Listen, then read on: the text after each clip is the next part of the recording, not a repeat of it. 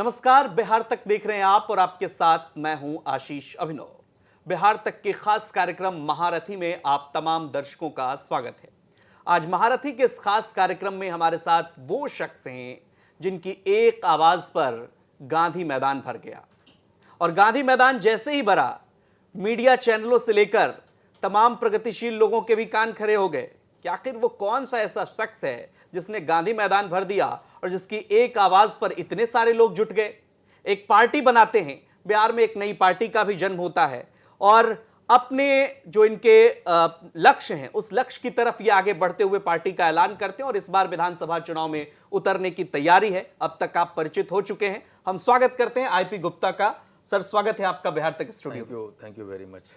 गांधी मैदान तो आपने भर दिया जी। ये कैसे मुमकिन हो पाया? ये एक गूढ़ रहस्य है, हर कोई जानना चाह रहा है कि अचानक से आईपी गुप्ता का एक कार्यक्रम तय होता है। हालांकि कार्यक्रम तो पहले से ही आपने तय किया होगा, लेकिन मीडिया में ये खबरें थोड़ी बाद में आती है और गांधी मैदान में उन दिनों की जो तस्वीर है वो अब तक सोशल मीडिया पर वायरल है। राज क्या है इसका? न, जब आप अपने अस्तित्व को तलाशने लगते हैं और जब ये तलाश 78 बरस तक भी पूरी नहीं होती है और उसी बीच में एक कपड़ा बुनने जोल्हा जाति जो दुनिया को कपड़ा पहनना सिखाया, उसका आरक्षण छीन के जो उसका चीर हरण करते हैं, तो अपने अस्मिता को बचाने के लिए, अपने सम्मान को बचाने के लिए, अपनी पहचान को बचाने के लिए महाभारत की मैदान कुरुक्षेत्र की तरफ दौड़ पड़ता है। और हम तांती तत्वा के लिए 13 अप्रैल के लिए वो गांधी मैदान कुरुक्षेत्र का मैदान था और हमने भूखे प्यासे पैदल जो भी हो सका हम लोग चल पड़े और उसके पीछे एक रिगरस 6.5 महीने का गांव-गांव का दौरा था। बिहार का एक एक जिले का एक एक गांव का प्लानिंग शामिल था और इसीलिए आपने 13 अप्रैल को वो जुनून देखा, वो भीड़ देखा। गांधी मैदान को हमने कहा था कि पीछा छोटा कर देंगे। हमने कहा था कि अभी तक की जितनी भी रैलियां हुई होगी उसको छोटा कर देंगे और हमने वो कर दिखाया। आईपी गुप्ता जी, चूंकि आप लंबे समय तक कांग्रेस पार्टी में रहे और जब आप गांधी मैदान में आपकी रैली चल रही थी तो सोशल मीडिया पर एक नई बहस भी जन्म हो रही थी कि देखिए, कांग्रेस पार्टी इस वक्त उठान के दौर पर है और राहुल गांधी तमाम जाति की बात करते हैं, आरक्षण की बात करते हैं। ऐसे में आईपी गुप्ता ने ऐसा फैसला क्यों लिया कि उनको कांग्रेस से मतभेद हो गया, कांग्रेस छोड़ना पड़ा? ये सवाल इसलिए ज़रूरी है क्योंकि इस वक्त राहुल गांधी के बारे में एक अलग तरह की राय बन रही है और ऐसे समय में जब उनका कोई मजबूत साथी साथ छोड़ रहा है बिहार में, चर्चा तो होती है। नहीं, कांग्रेस से कोई मतभेद हमारे नहीं हुए। I still consider Rahul ji is a very true leader of India और मुझे उनसे कभी कोई शिकायत जीवन में नहीं हो सकती। कांग्रेस, सिर्फ हमने कांग्रेस को नहीं छोड़ा, हमने 7 मार्च को पान त्यागपत्र आंदोलन चलाया और पूरे बिहार में कैंप लगा के जो हमारे जाति के लोग जिस पार्टी में, सभी ने एक साथ 10% छोड़ के त्यागपत्र दिया। उसका कारण सिर्फ ये था कि जब हमने आंदोलन किया था, हमारे लीडरशिप गांव-गांव में पैदा हुए, हम एक शक्ति को प्राप्त किए। और अगर मैं कांग्रेस में रह जाता, कोई राजद में रह जाता, कोई भाजपा में रह जाता 13 अप्रैल के बाद, तो जो शक्ति हमने प्राप्त की वो डिवीजन हो जाता उसमें। और इसीलिए उस शक्ति को इंटैक्ट रखने के लिए, इम्पैक्टिव रहने के लिए, आंदोलन की मांग को और मजबूत करने के लिए हम लोगों ने इंडियन इनकलाब पार्टी का गठन किया। लेकिन इस पे एक सवाल है, चूंकि आपने एक पार्टी का गठन किया, अभी देखेंगे बिहार में लोग ये भी सवाल उठाते हैं कि चुनावी साल है।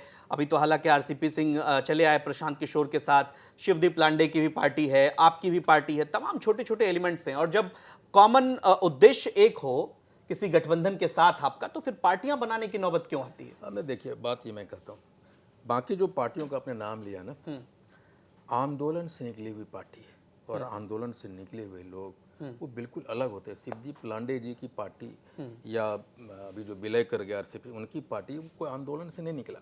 आप 1974 में जाइए, 1974 में जो आंदोलन हुआ, जिस सरकार को गिराने के लिए वो सरकार गई, लेकिन उसमें लीडरशिप पैदा हुआ और वो देश के बड़े बड़े नेता बने। आप अन्ना आंदोलन देखिए, केजरीवाल की एक टीम बनी। इसलिए मैं कहता हूँ कि वो जो पार्टी बनी और हमारी पार्टी में अंतर है, हम आंदोलन से निकले। और दूसरा क्या चीज़ है ना कि हम, ये इलेक्शन तो अभी आया है ना, मैंने 6 अक्टूबर 2024 में ये आंदोलन को शुरुआत की थी और ये महज संजोग है कि इलेक्शन अभी आया है। और हम लोगों ने इलेक्शन को टारगेट करके ये आंदोलन को खड़ा नहीं किया था, पार्टी नहीं बनाई थी। हमने अपनी मांग, जो हमारी आरक्षण हमसे छीना गया, वो आरक्षण हमें वापस कैसे मिले, उसके लिए आंदोलन। अगर आरक्षण वापस करने का जहां तक सवाल है, कोई सरकार बनती है और वो कहती है आईपी गुप्ता जी आप आइए हमारे साथ, आपकी मांगों को हम रखेंगे।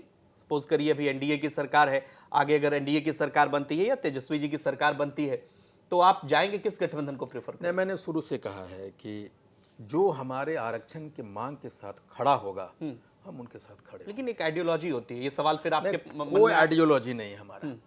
हमें आरक्षण के लिए हमारे पास कोई आइडियोलॉजी नहीं है। हम आइडियोलॉजी खेलते रहें और 78 बरस से हम किनारे पड़े रहे, हांसी पे पड़े। लेकिन अभी आपने एक इसी सवाल से पहले एक सवाल के जवाब में कहा कि I still consider Rahul Gandhi as a true leader of India. तब आप ये सवाल कह रहे हैं, जबकि राहुल गांधी कहते हैं कि राजनीति वही सही है जो विचारधारात्मक हो। देखिए, ये मेरी एक व्यक्तिगत राय है राहुल गांधी जी के प्रति, लेकिन हमारी एक आंदोलन की डिमांड है, उनकी एक बाध्यता भी है। हम ऐसा कौन सा गुनाह किए 78 बरस में कि हमारी एक भी पॉलिटिकल रिप्रेजेंटेशन कहीं नहीं मिला हमको, और हमारी आरक्षण हमसे छीना गया। 1952 से हम आरक्षित हैं। 1968 में कांग्रेस ने हमें जेपीसी में रिपोर्ट में माना कि तांती ततवा पान है, उसमें 5 जाति थे, सारे लोगों को हमको क्यों छोड़ दिए गए? 1992 में लालू जी ने हमें दिया 3 महीने के लिए, फिर उन्होंने वापस ले लिया। 2015 में नीतीश जी ने दिया हमको, और फिर कोर्ट ने उनके नोटिफिकेशन को रद्द किया। बिल्कुल किया, लेकिन हमारी ये है कि जब ठीक है, सुप्रीम कोर्ट ने आपके नोटिफिकेशन को रद्द किया, ये सुप्रीम कोर्ट ने ये कभी कमेंट नहीं किया कि ये तांती ततवा पान नहीं है, ऐसा नहीं कहा उन्होंने। हम नोटिफिकेशन रद्द हुआ, माननीय मुख्यमंत्री जी आप हमसे मिलने तक कभी जहमत नहीं उठाई। हमारे बच्चों की नौकरियां छीन ली गई, गलत इंटरप्रेट किया सुप्रीम कोर्ट के डिसीजन को। जिन बच्चियों का एडमिशन हो गया था पीएमसीएच में, आप उसको निकाल दिए। एक मजदूर का बेटा दरोगा बन गया, उसको गर्दन पकड़ के निकाल के। वो आंदोलन उससे खड़ा हुआ है। लेकिन ये कहा जाता है, आंदोलन से निकली हुई पार्टियों का आपने जिक्र किया, बिहार की राजनीति नहीं देश की राजनीति में अक्सर राजनीतिक विश्लेषक मानते हैं कि जो नेता डीकास्ट हो जाता है, आप बेहतर समझते होंगे, मैं अपने दर्शकों को बता दूं कि जो जाति की राजनीति से ऊपर उठ जाता है, सफलता ज्यादा करीब उसके होती है। आप ये मानते हैं कि भारतीय, देखिए जाति की बात करना और जातिगत राजनीति की बात करना दो अलग अलग पहलू है। जब आप आरक्षण की बात करते हैं तो ये निहायत ही वाजिब मांग है, अगर कोई समाज पिछड़े तबके से आ रहा और लंबे समय तक उसको इससे अलग रखा गया वो मांग, तो क्या लगता है कि सिर्फ एक जाति का नेता होकर ही वो मांग को उठाया जा सकता है? नहीं, मेरा ये मतलब है, जब मैंने ये जातिगत जो रैलियां थी हमारी, वो एक पर्टिकुलर मांग है हमारा, लेकिन जब राजनीतिक बात करते हैं ना, तो जाति से जमात की ओर हम 15 अप्रैल को ही बढ़ चुके थे। मैंने क्लियर कहा कि ये जाति पार्टी जाति की नहीं है, हम यहाँ से जाति से जमात की ओर जा रहे हैं। लेकिन एक बात ये भी है कि अगर कोई दूसरे जाति के लोग या हमारे विचारधारा से प्रभावित होकर हमारी पार्टी में आते हैं, तो हमारा जो मांग है आरक्षण को, उसमें बल मिलेगा, मजबूती मिलेगी। और इंक्लूसिव ग्रोथ ऑफ बिहार या देश की जब बात करते हैं ना, तो ये बिगेस्ट स्टेक होल्डर होता है हम और आप। बिल्कुल। अब उसमें होती है जातियां, जिसको बिल्कुल आज क्या हमको लगता है 100 बरस के बाद में हम इस चीज़ को नहीं हटा पाएंगे। तो वो जो बिगेस्ट होल्डर है, जब हम उसको साथ में डिसीजन मेकिंग प्रोसेस में नहीं लेंगे, तो इंक्लूसिव ग्रोथ की बात नहीं करेंगे और इंडियन इनकलाब पार्टी का अस्तित्व भी नहीं होगा अगर हम जमात की ओर नहीं गए। ठीक है, निश्चित रूप से इस सवाल के जवाब में दर्शकों की प्रतिक्रिया का भी इंतजार रहेगा जो बात आईपी गुप्ता कर रहे हैं। लेकिन सवाल यह है कि अभी देखिए महागठबंधन की राजनीति की थोड़ी सी बात कर लेते हैं। अख्तरुल इमान साहब ने भी पेशकश कर दी है कि हम महागठबंधन से अगर हमारा कोई टाई अप होता है तो बेहतर होगा। आपको लगता है अगर इधर से कोई ऑफर मिले, या फिर चूंकि आप राहुल गांधी के करीबी रहे हैं, वो कह दें कि आईपी गुप्ता जी आपने इतना बड़ा कारनामा किया है, इतनी बड़ी भीड़ जुटा ली, एक नेता बिहार का कोई अगर इतनी बड़ी भीड़ जुटाता है तो मीडिया के नजर में वो आ ही जाता है, अगर वो दोबारा से कहेंगे कि आइए हम आपकी मांगों का भी समर्थन करेंगे और हमें आपकी जरूरत भी है? देखिए, मैंने स्पष्ट कहा है कि इस मामले में हम अवसरवादी बनना चाहते हैं। हमारा जो आरक्षण की मांग के जो खड़ा रहेगा मजबूती के साथ, आईपी गुप्ता और उसका समाज उसके साथ बेमोल जाएगा, उसमें कोई कंडीशन नहीं। हमने यहाँ तक कह दिया है लोगों को कि आप आरक्षण आप मुझे दीजिए, वो आरक्षण की चिट्ठी हम अपने लोगों को देंगे, और अगर आप कहते हैं गुप्ता जी इस आरक्षण के बदले ये जहर का शीशी है, तो वो भी मैं ग्रहण करने के लिए तैयार हूँ। उसे कोई कंप्रोमाइज नहीं। अगर कोई हमें आरक्षण की बात हमारी मांग के साथ खड़ा होता है तो पूरा पान समाज उनके साथ खड़ा है। नहीं मतलब एक और अभी चूंकि बिहार सरकार ने जातिगत जनगणना कराया, अब तो केंद्र सरकार भी कह रही है, इस फैसले को आप कैसे देखते हैं? चूंकि क्रेडिट लेने की एक होड़ मची और जबरदस्त होड़ मची, भारतीय जनता पार्टी ने तो अब केंद्र सरकार ने ये फैसला ले लिया है, क्या कहेंगे इस पर? आपकी क्या नहीं, प्रतिक्रिया? मैं तो बहुत खुश हूँ। जब बिहार में जब जातिगत सर्वे हुआ था तो मैं बहुत खुश था कि भाई पहली बार हम गिने जाएंगे 1931 के बाद। सेटिस्फाइड हैं आप उस आंकड़े से? नहीं, मैं सेटिस्फाई नहीं हूँ। मेरा मानना है कि मैं 80 लाख से 1 करोड़ के बीच में, उसका एक थंब रूल है। आप मानते हैं कि गांधी मैदान में अगर मेरा मिनिमम 5 लाख था तो पूरे पॉपुलेशन का उसका 5 से 3 to 4 या 5% मैक्सिमम आता है गांधी मैदान। अगर हम 5 लाख हैं तो थंब रूल का तक हम 1 करोड़ हैं पूरे बिहार में, इसलिए मैं डिनाई करता हूँ। दूसरा कि जातिगत जो सर्वे हो रहा है ना, जो जनगणना होगी, उसके लिए तो पहले मोदी सरकार को इस सेंसस एक्ट जो 1948 है उसमें संशोधन करना पड़ेगा। बिल्कुल, जब तक वो संशोधन नहीं करेंगे, बहुत सारे पेचीदे मसले हैं अभी उसमें। बिल्कुल है, आप उसमें कॉलम नहीं है जातियां को, उसको जोड़ने के लिए आपको संशोधन एक्ट में संशोधन करना पड़ेगा, बहुत सारी चीजें हैं। जब मोदी सरकार जब पहला एक्ट संशोधन लाएगी ना, तब हम जैसे लोगों को कॉन्फिडेंस होगा कि मोदी सरकार वास्तव में जातिगत जनगणना कराने जा रही है। लेकिन एज ए आईपी गुप्ता मुझे बहुत खुशी है कि जातिगत जनगणना हो रहा है। हमारा जो डेटा बस 22 लाख बिहार सरकार गिना है, हम उसको 1 करोड़ तक पहुंचा पाएंगे। ठीक है, एक सवाल चूंकि सीएम फेस को लेकर बार बार उठता है, नीतीश जी एनडीए में चेहरा है, अब चिराग पासवान कह रहे हैं कि बिहार की राजनीति में वो एंट्री कर रहे हैं। देखिए, वो भी एक तबके की राजनीति करते हैं, हालांकि उनकी पार्टी की तरफ से बार बार ये कहा जा रहा है कि उनकी पैन इंडिया पहचान है और उनको जाति की बैनरी में बांधकर नहीं देखा जाना चाहिए। इस पर आपकी क्या प्रतिक्रिया? और एनडीए में क्या वाकई नीतीश कुमार चेहरा हैं और मुख्यमंत्री बनेंगे अगर सरकार बन गई तो? देखिए, ये तो डिसाइड करना है बीजेपी को और एनडीए को। नहीं, तमाम तरह के सवाल तैर रहे हैं लेकिन ना मुझे लगता है कि आपके पास कोई ऑप्शन नहीं है नीतीश जी के अलावा बिहार में। बीजेपी के पास कोई ऑप्शन नहीं। अगर आप उनको सीएम फेस नहीं बनाते हैं ना, तो नीतीश कुमार जी को आप जानते हैं, उनके राजनीति को भी जानते हैं। अगर वो खिसक लिए तो भाजपा कभी भी आ नहीं सकती वहाँ।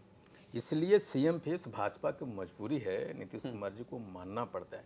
एंड आई स्टिल कंसीडर कि नीतीश जी ही सीएम फेस होंगे एनडीए का।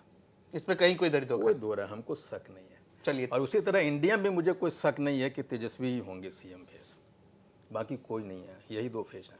अच्छा, एक सवाल, चूंकि अभी बहुत सारे नेताओं की जो राजनीति है बिहार में, कहा जा रहा है कि ये शिफ्ट होती राजनीति है।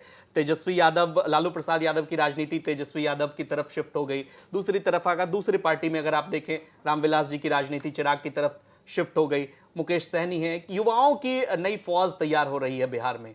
पहले वाला बेहतर था या अब वाला बेहतर? आपका तो दोनों का अनुभव है, आप लंबे समय से कांग्रेस में भी रहे। देखिए, पहले वाला की तुलना जो है ना, ये नए वाले आने वाले 50 बरस तक नहीं कर पाएंगे। 50 बरस में तो इन लोगों की राजनीति खत्म हाँ, हो गई। मैं कहता हूँ उसमें तक भी नहीं कर पाएंगे। लालू जी ने जो बिहार को दिया है ना, हम सोच भी नहीं सकते ये लोग। और नीतीश जी ने बिहार ही नहीं, डेवलपमेंट मॉडल पूरे देश को दिलाया।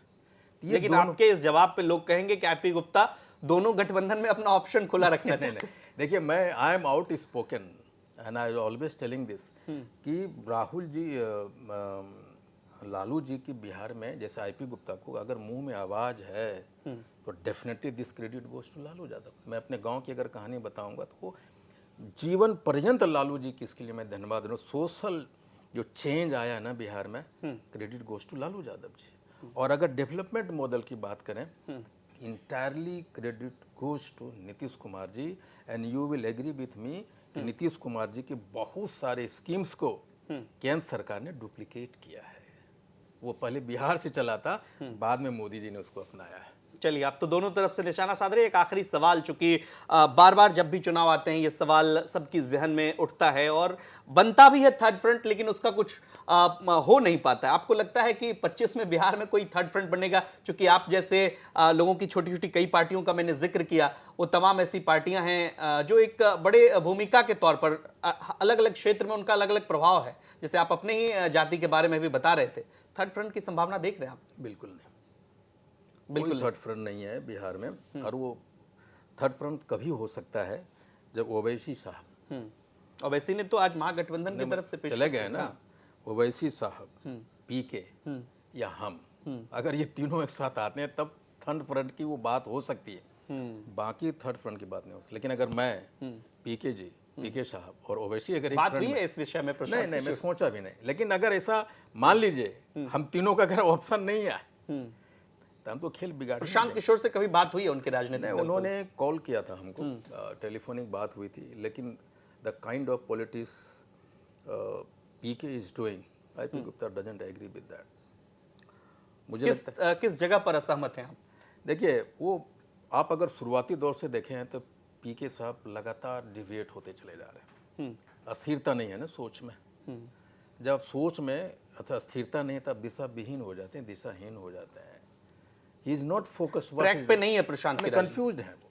चलिए, एक आखिरी सवाल और महत्वपूर्ण सवाल मुझे लगता है कि इसका जवाब आपको देना चाहिए। पार्टी चूंकि आपने बना ली है, खुलासा कर ही दीजिए आप तो पार्टी के सर्वे सर्वाएं, कितनी सीटों पर तैयारी है और कितने सीटों पर चुनाव लड़ेंगे? देखिए, मेरा ये मानना हमेशा है कि मैं ऐसा नहीं मुझे 25 सीट दे दीजिए आप, मेरा ये बात नहीं होती।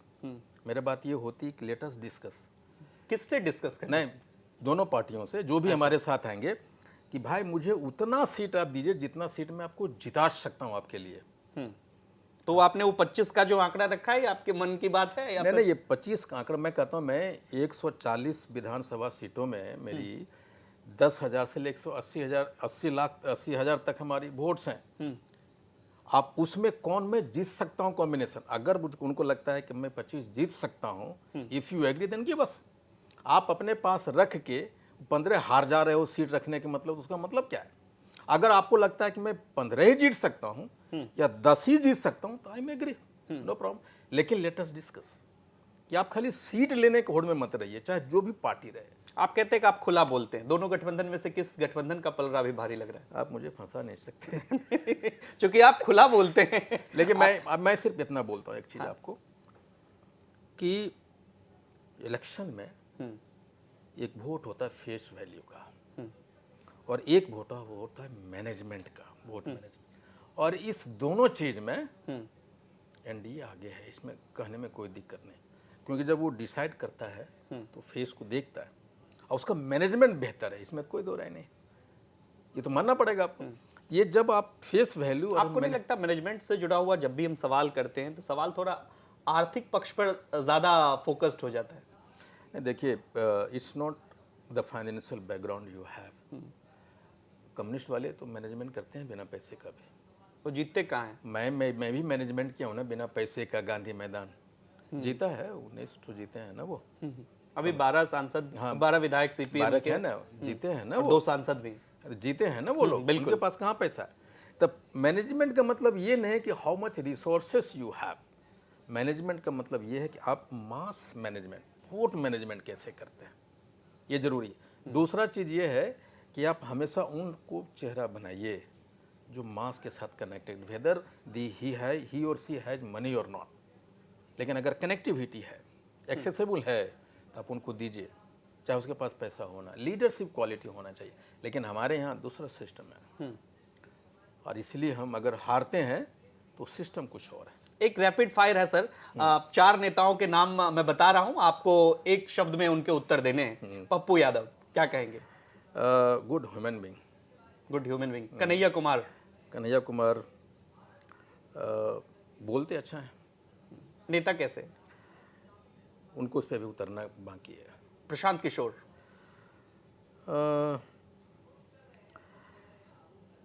प्रशांत किशोर इज समवन, वो रणनीति अच्छा बना सकते हैं आपके लिए, हमारे लिए, खुद के लिए नहीं बना पा रहे। मुकेश सहनी। Struggling still.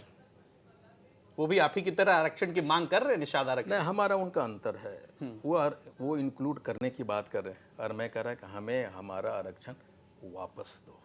चलिए, बहुत शुक्रिया आईपी गुप्ता जी, आप न्यूज़ रूम में आए और तमाम पक्ष पर आपने अपनी बात रखी। ये इंटरव्यू आपको कैसा लगा कमेंट बॉक्स में हमें ज़रूर बताइए और बिहार की तमाम खबरों के लिए आप देखते रहिए बिहार तक। नमस्कार।